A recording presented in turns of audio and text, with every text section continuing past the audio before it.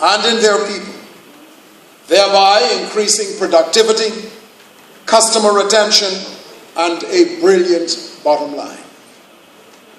Our guest speaker today, ladies and gentlemen, has the visionary ability to identify brilliant potential in people and organizations and ignite that brilliance into action and sustainable results. We are greatly privileged to welcome to Bahama, to LDI, Mr. Simon T. Bailey. Please let us rise and give him a round of applause.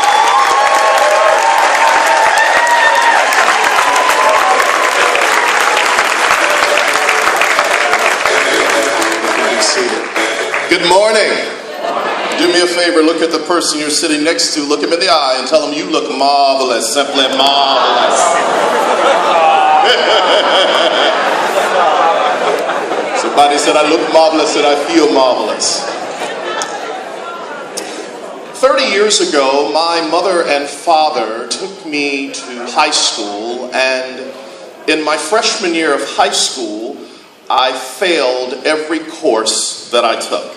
And as if that was not enough, I went out for the football team and got cut, went out for the basketball team, and they said he's not the next Magic Johnson.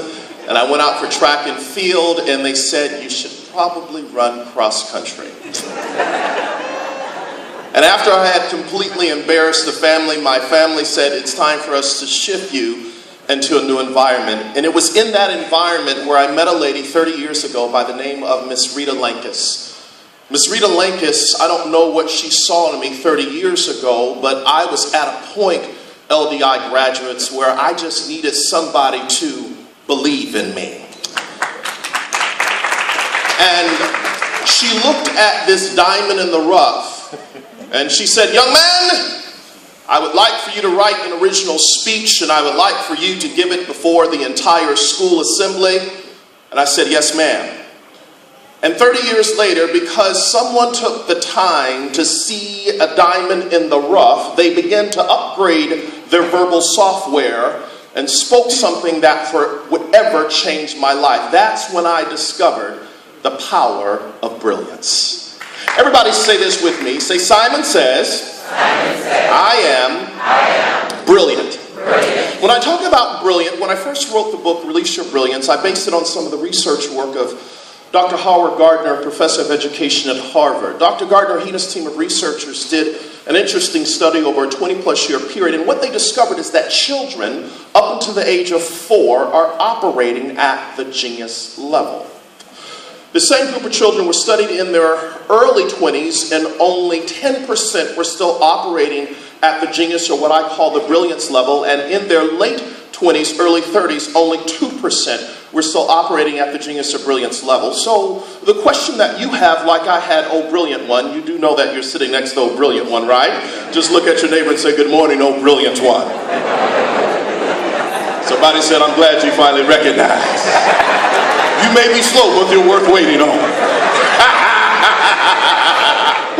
So the question you have, like I had, oh brilliant one, is where did this genius or brilliance go? It didn't go anywhere, but it became buried by a society that says, color within the line, sit down, give it back, you can't do that. And the more you continue to hear what you can't do, where you can't go, and who you can't become, there is a neurological path that is created in the brain that causes individuals to shut down. So what happens is people go through life having this potential, this genius, this wanting to do something better with themselves. But what I have discovered over the last decade, after working with 1,000 organizations on 6 continents, I have discovered your brilliance is released in an environment where you are celebrated rather than tolerated.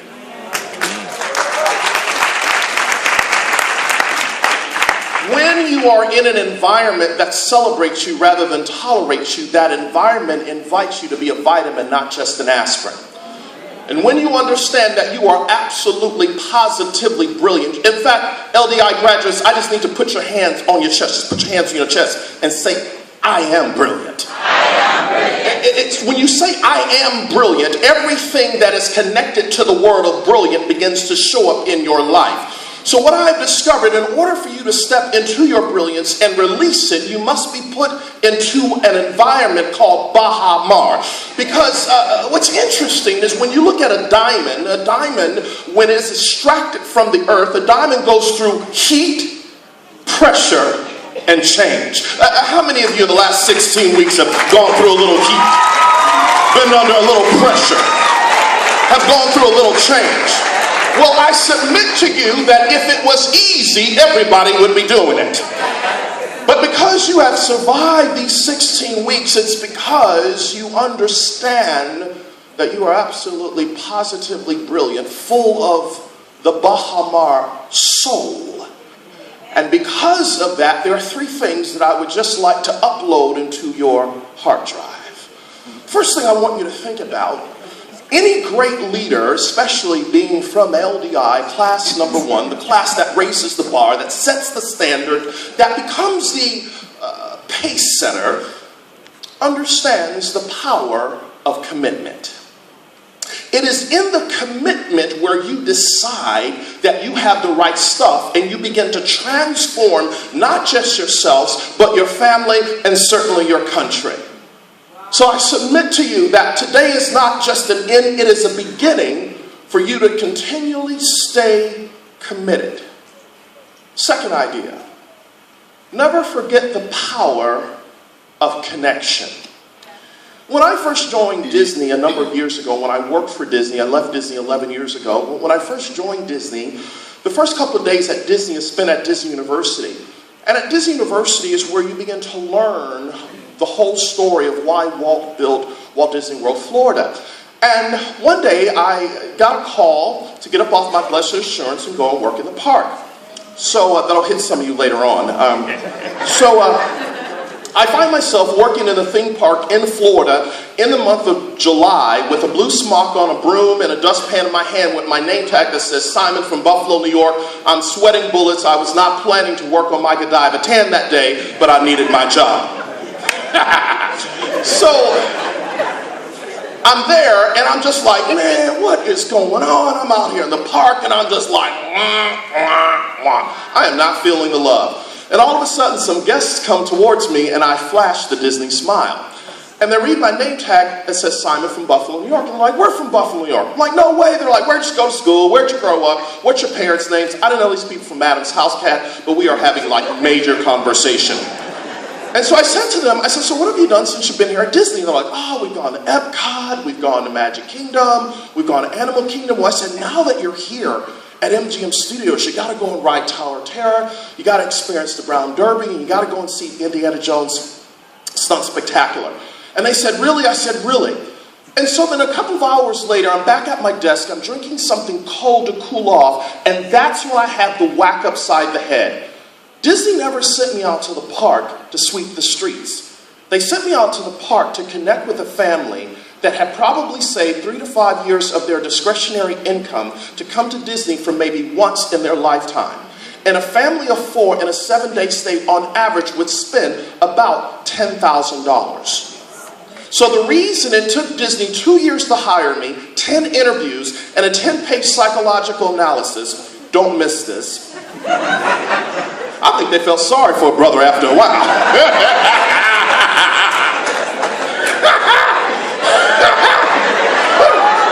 Let's just give him the job, you know. He's not going away.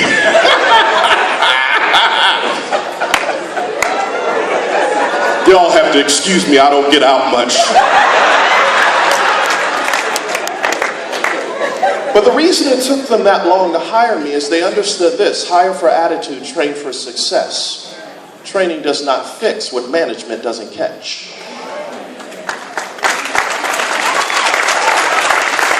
So it was that day when I began to understand that Disney was not in the theme park business, they were in the business of creating a magical moment.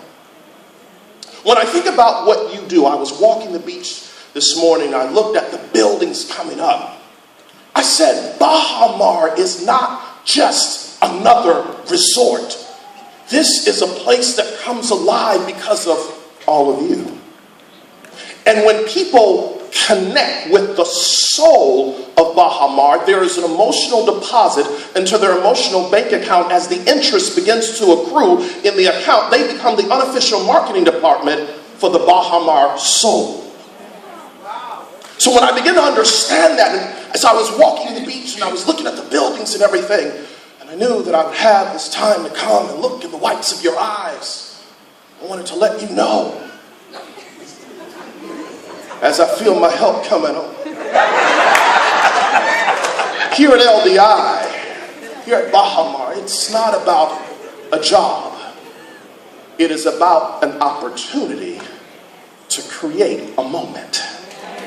So you own the wow, and because you own the wow, I started thinking about that. What happens when you own the wow? Well, we can say that when you own the wow, we're saying, watch out world.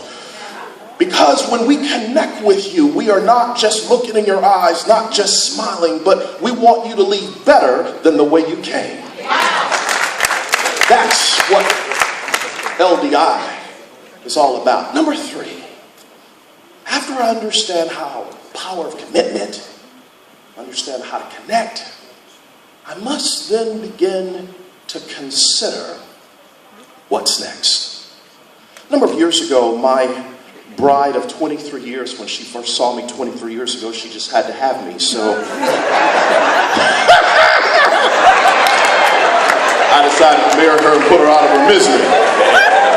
Now, if you believe that, I got a piece of land to sell you later on. You know, whoever said behind every man is a woman is probably a man who doesn't have a clue. It's beside every man is a woman rolling her eyes saying that joker wouldn't be nothing if it wasn't for me.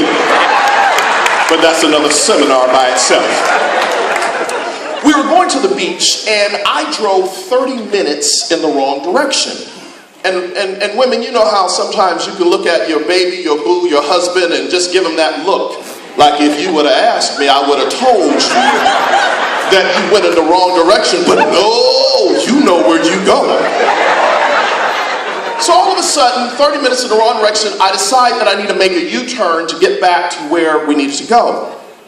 The next day I'm at the beach, and all of a sudden it hit me, what happens when people don't make a U-turn? Not just the U-turn, the letter U, but the Y-O-U, U-turn. I believe what LDI has provided is an opportunity for all 150 of you to make a U-turn. Why is this U-turn important? This U-turn is important because you not only are the better than the best, but you're getting ready to influence an entire nation. A nation is getting ready to see you differently because you are the shift that the nation has been waiting for. This nation will never be the same again because of you. So because of this U-turn, when you show up on the yard, everything is getting ready to shift because when they see you walking in your Baha Mar blue, when they see your pen, when they see your spirit, when they see your smile, they will say, what happened to you? And you'll say, you don't know? It's because of the U-turn. No matter where you go from today forward, never forget, because of this brilliant U-turn, in times of change, the shifters will inherit the earth, while the shifted will find themselves beautifully equipped to live in a world that no longer exists. I love you, and I believe in you. LDI class number 1.